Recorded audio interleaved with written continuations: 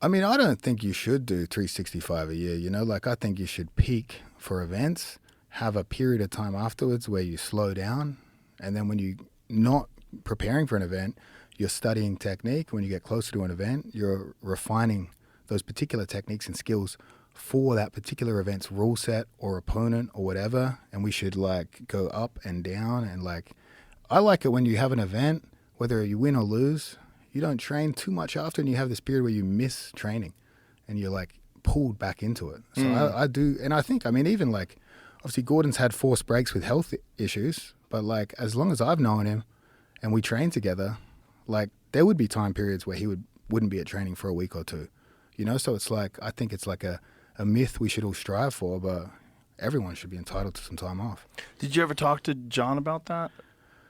I mean, I would just take a day off every week, but luckily, like, I think he had some love for the Australians, let me get away with some things he wouldn't let other people do. So, I mean, I would be chilling. Does he enforce that, like the 365 days a week? I mean, year, rather? I don't know if there's a real strong enforcement, but there's like an unspoken, you better be there, like. But I don't, who knows what it's like now? Obviously, he's moved to Austin. My memory is probably phasey, probably forgot some things, but yeah, obviously, I'm super appreciative that I was a part of that team.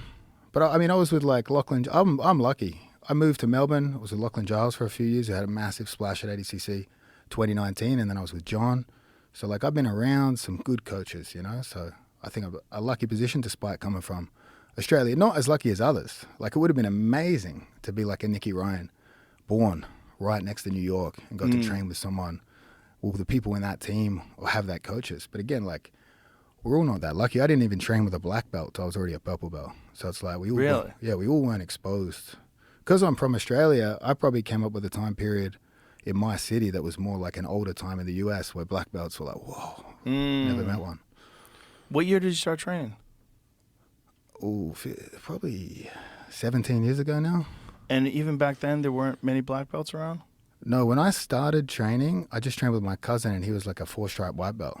There was like 2 people on the mats, There was nothing. I trained twice a week. I didn't train properly for a long time. You trained twice a week? Yeah, it was really? Just like, I didn't even know what it was, We're just fucking You're just around. doing it for fun? Yeah. What were you doing for a living back then? I was still in high school when I first started, and then I was just flipping burgers at Burger King, basically.